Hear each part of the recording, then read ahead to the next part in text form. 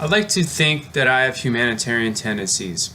I feel that no one in this world should go hungry, especially here in one of the greatest countries in the world.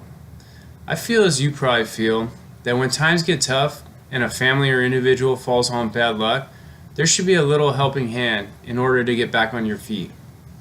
But recent explosive growth in the Supplemental Nutrition Assistance Program recipients and exponential spending with questionable program effectiveness brings to light serious issues of much needed reform. SNAP has been one of the most rapidly growing social programs in recent years. The program grew steadily since its start, but has seen rapid expansion under the Bush administration and continued under the Obama administration. Since 2000, SNAP spending increased from $17 billion to $78 billion in 2012. Three factors have affected this number: relaxed eligibility, increased participation outreach, and increased benefits. SNAP is no longer a program designed for temporary relief, but has become part of an ever-growing welfare state. Approximately 17% of households receiving SNAP are above the poverty line due to increased encouragement by the USDA for states to participate in categorical eligibility. This increases eligibility to a significant number of households by increasing or completely lifting limits on assets and gross monthly incomes of households. The federal government is spending $41.3 million annually on advertising and outreach, which is 6 times the amount since 2000. Some states have hired food stamps recruiters that have monthly quotas for people they have to sign up. SNAP recipients with incomes above the poverty line has risen from 12% to 16.7%, nearly a 40% increase in just 4 years. Because the federal government pays for SNAP and low-income energy assistance programs, the states push for as many beneficiaries as possible because it comes at no additional cost to them. They have even created loopholes which let recipients pay utilities separate to increase their allowance even though it is already included in their rent subsidies. Some may argue that these factors are necessary to decrease the number of households that are food insecure. The troubling fact is that as participation and spending have increased exponentially, the number of households that are food insecure remains stagnant. As with all welfare programs, there is an inherent danger that SNAP recipients can become dependent on the government long term. This number indicates almost 56% of SNAP recipients remain on the program longer than 5 years. This number indicates that SNAP is no longer being used to get back on your feet, but more as a steady source of income. Unfortunately, this also affects the motivation to work for earned income. Studies have found a modest reduction in employment and hours worked after food stamps benefits are introduced. This creates the mentality of why should I work when I can get almost as much money for doing nothing. Some may say that the recipients are just having trouble finding work. But statistics indicate that for every 1% increase in food stamp programs of families, there is a 0.5% decrease in hours worked. The USDA, which mothers the SNAP program, claims that it is one of the government's most effective ways at reducing poverty.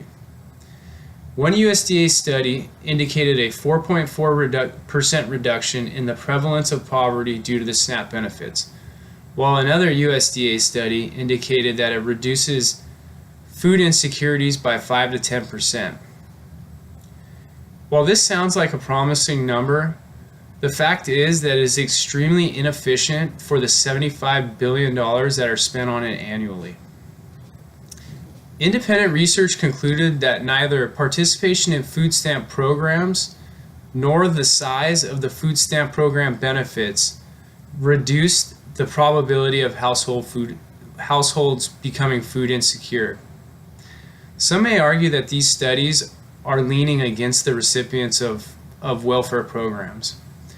But even the Government Accountability Office concluded the findings are inconclusive regarding whether SNAP alleviates hunger and malnutrition for low-income households. Like many government programs with little oversight, fraud, waste, and abuse are prevalent in the USDA's SNAP program. Many other social welfare programs have a considerably lower administrative cost than the SNAP program. Total administration costs in 2013 reached 9% of the total program costs, which equates to about $7 billion annually. The USDA claims fraud to be around $858 million last year, which accounts for only about 1% of the total expenditures.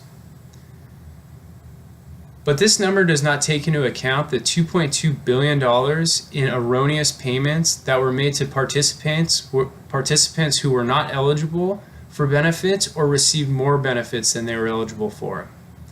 This brings the rate of fraud and abuse closer to 3.9%, which makes it one of the most frequently abused non-health care social welfare programs. Even though the USDA has analysts who look for misuse and fraud of the system, 100 analysts are hardly enough to take on the 78 million recipients of SNAP benefits.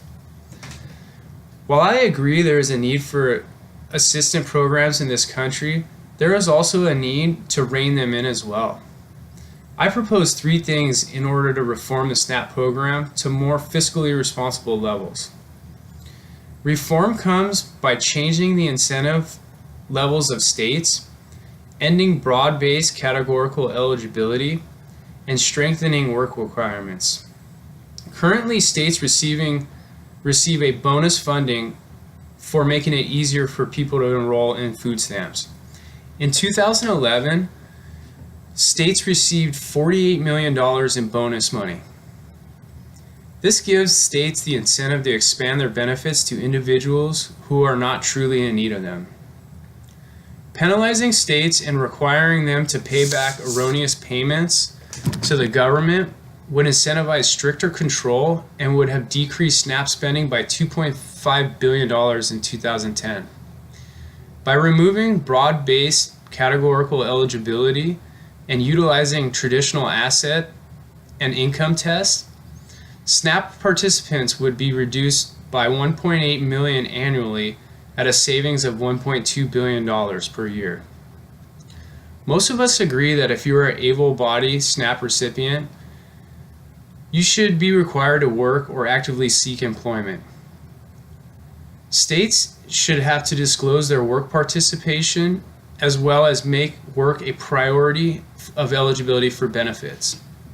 If work cannot be found, then state and federal projects should be utilized for employment, which would also bring skills to the individuals. In conclusion, SNAP has expanded rapidly since 2000, making it the second largest social welfare program in the U.S. Research indicates much of the growth results from both state and federal policy decisions rather than economic conditions. Loosened eligibility standards, program inefficiencies, recipient dependency, and fraud and abuse have broken the fiscal responsibilities that we as taxpayers deserve out of our hard-earned tax dollars. Please join me in an effort to contact your local representative and help support the reforms I have laid out to benefit the effectiveness of welfare programs across this nation. Thank you.